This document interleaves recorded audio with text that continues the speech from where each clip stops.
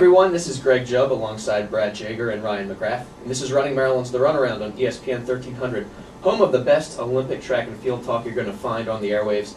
After all, this is an Olympic sport, quote unquote, but we cover these sports year-round, so if you want to hear the real aficionados of track and field talk, please stay tuned. The show is brought to you by Halliburton Sports. If you're looking for the widest selection of running shoes and gear, check out Halliburton Sports online at halliburtonsports.com.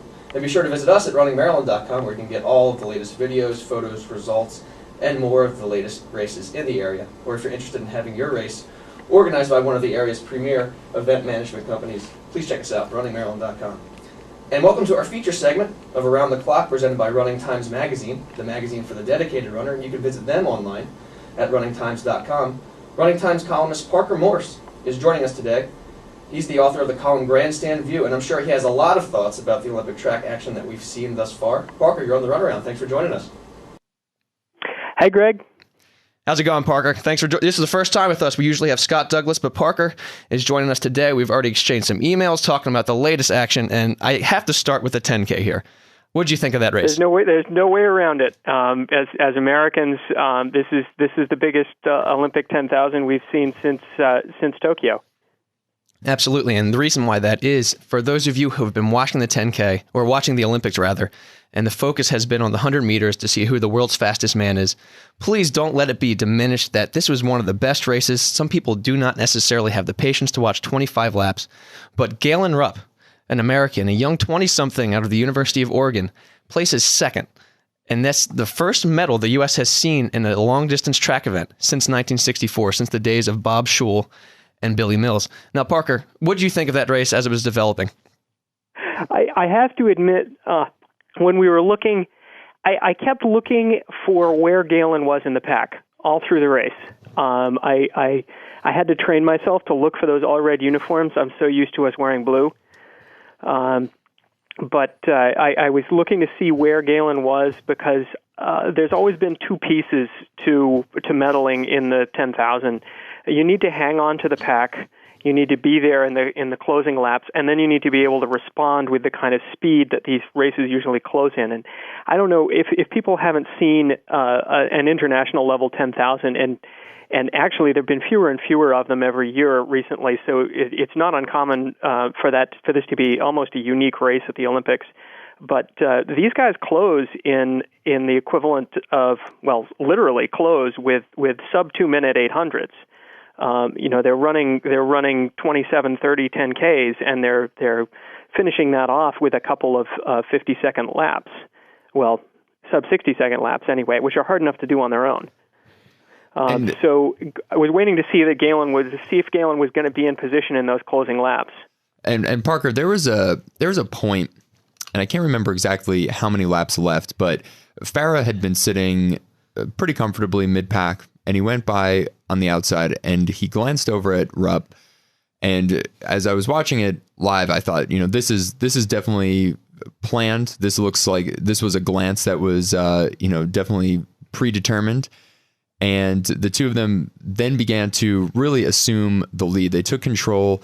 The Kenyan team was undoubtedly not their strongest. The Ethiopian team had, of course, that goes without saying. Yeah. Yeah. The Ethiopian team had, the Bekele brothers, and you can never count out the defending Olympic champ and the world record holder.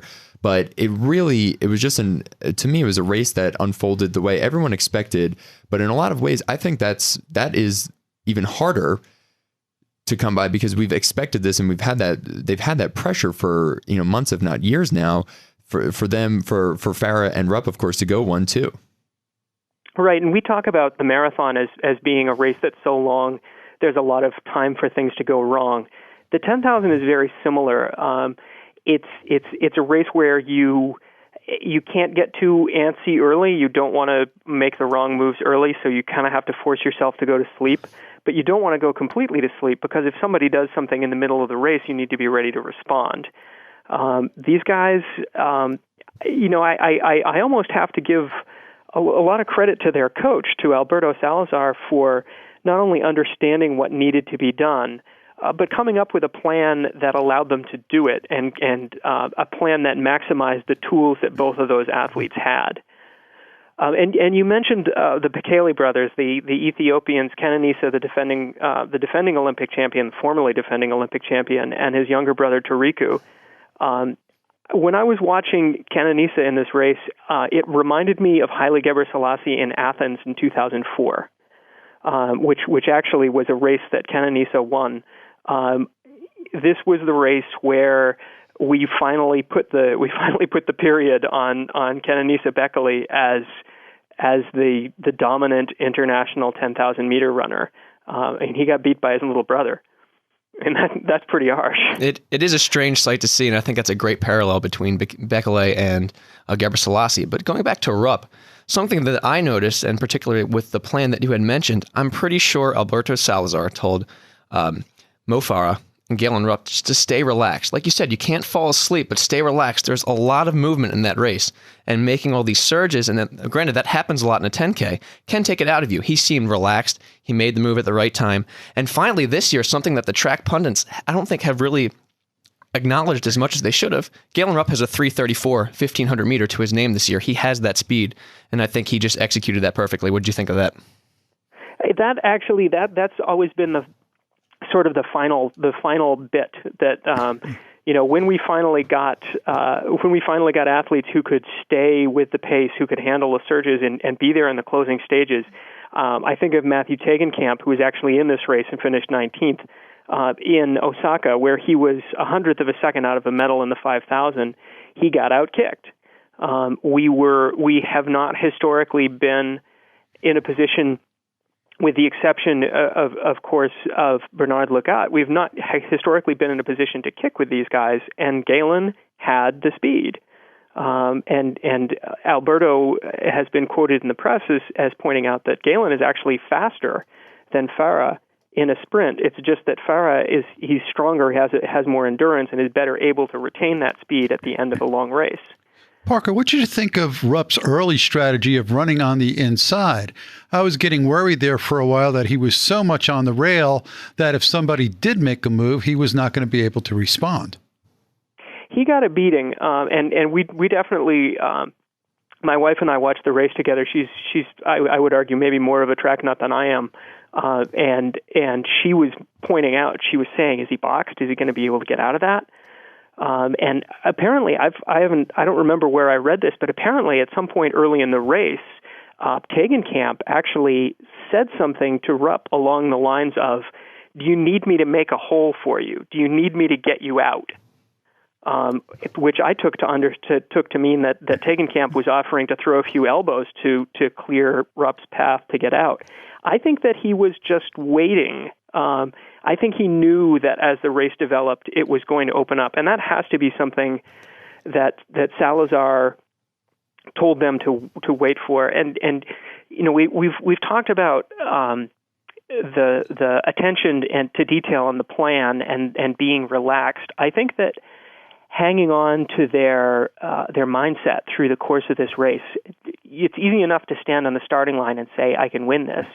But then when you're 14, 15 laps in and you're starting to feel the burn, hanging on to that thought, still feeling like I can win this. Rupp said afterwards that at some point, and I think this was exactly the point you were talking about where Farah came by, that Farah tapped him and said, come on, mate, we can do this.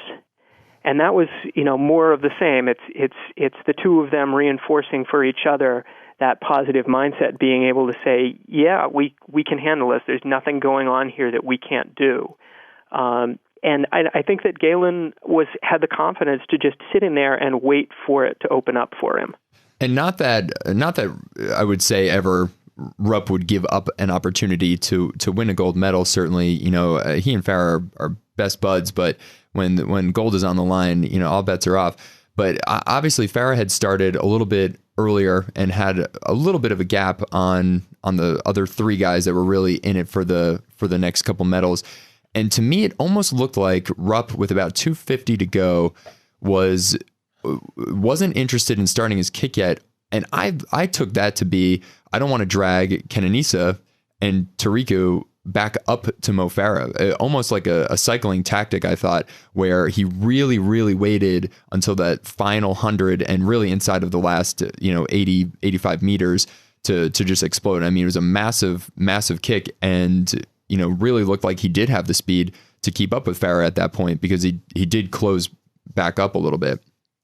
He said he was saving something for the last 150, for the last 100, for the last 50. I kind of wonder if, and of course I've never run anywhere close to that fast, even for 2 laps. I kind of wonder if, in that late in the game, if making that kind of strategic judgment about not wanting to pull other competitors back up into the lead, if that's something that they're even capable of formulating at that speed, at that late in the game. It might be. I assumed that if anything, that he was hanging on to his own speed and not trying to put himself in a position where he would have all of his speed left in those closing few meters. And I have to say, when he was coming down the home stretch, I was, in fact, looking at the screen and yelling, "Look at Mills! Look at Mills!" I thought it was weird that, even though most people knew that were runners, knew that Farah and Rupp were teammates, they really weren't teammates. They were on 2 different teams, and that they were actually working together seemed like a weird sort of presence there. You can see the Kenyans working together, the Ethiopians and the Urethas, or whatever that other weird team was. Eritreans, Eritrea, whatever. that they were working. Remember that. That's where Meb comes from. Okay. Yeah, Brad knows his geography pretty good. I know where New Jersey is. But just that they were working together, that almost seemed sort of against what the Olympic value was, that 2 different countries are working together. But that's what certainly yes, but that's what the Kenyans have been doing, and the Ethiopians have been doing, and the Eritreans have been doing for years. If anybody's going to beat those competitors, if anybody's going to beat the Ethiopians, it has to be by running as a team. Neither Great Britain nor the USA can put together the kind of depth that those countries have, even the Eritreans. And until we can do that, we need to make our teams where we can find them. And for those of you just tuning in, we're talking to Running Times columnist Parker Morse, particularly about the 10K, the 10,000 meter at the Olympic Games, which was a fantastic race, and we could talk about it all day. But Ryan, you were talking about some of the races earlier today. What do you think was also well, and I think maybe we'll get Parker's opinion. Women's 10K, obviously, women's 10K, we didn't expect Americans to feature really in that event. Amy Hastings did a respectable job, keeping up, but it was really nobody was going to beat Tiranesh Dababa from Ethiopia, particularly because somewhat inexplicably she is left off the Ethiopian 5,000 meter team despite having the legs to do both. So the 10K was the only thing she was running. And, what were your thoughts on that race and how that unfolded? Well, it baffles me that they took her off, that they did not put her on the 5,000 team, because I watched her in New York this spring in a 5,000 against Meseret Dafar, of all people. Just absolutely dismantle the competition, which included several of the women who ran in this 10,000 meter final. Of course, because she ran a 4:05 last 1,500 meters, which would have, of course, qualified her for the Olympics in that. Indeed, and the interesting thing about that race in New York is that it could have been, looking at it now, it almost looks like a dress rehearsal for what she ran in this 10,000 on Friday. She started from a good ways out, and she ratcheted the pace down. She just kept raising the stakes. This is not the Tiranesh Dababa that we knew 4 years ago.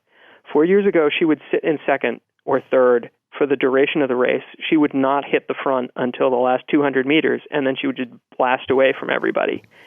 She's older now, and she's got a different set of tools, and she really, rather than just blowing everybody to pieces with one swift hit, it's almost like she goes in there with a screwdriver and just takes people to pieces, screw by screw. And they get to that last lap, and they just can't hang on anymore because they're in pieces on the floor. And she really took them to pieces. And not to switch too quickly, but women's marathon, of course, won by Ethiopian Tiki Golana, who just looked really, really comfortable and in control the entire race in the driving rain. pretty decent. I was somewhat surprised with the overall podium there. I think the big surprise there actually was the Russian in third, who was not somebody who was very well known. She had a fifth place in one of the majors in the past year or so. Jelana ran very fast in I believe Rotterdam earlier this year. She's not a complete unknown. I think that the unusual part of that podium, I think, was that there were fewer Kenyans and Ethiopians than there were. I would have expected, for example, Mary Keitany in fourth. She was favored to at least medal, if not take gold. And Edna Kiplagat, way back in 20th, she had, I think you might even call that a monumental collapse. I'm pretty familiar with that, so yeah, I would call it that.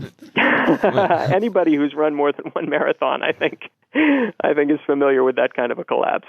Well, anyway, it's definitely tough conditions. That even the athletes were talking about back cramps because of the rain and because of the conditions, but certainly a brutal race, more brutal than we expected with the course and whatnot. But anyway, Parker Morse, author of the column Grandstand View at Running Times. Please subscribe to Running Times. Check them out at runningtimes.com. This was another segment we like to call Around the Clock, presented by Running Times. Parker, thanks for joining us. We'll be talking to you soon, my friend. Thank you. All right, and when we come back, we'll be talking more about the Olympics. We only scratched the surface here. All that and more coming up, Runaround 1300.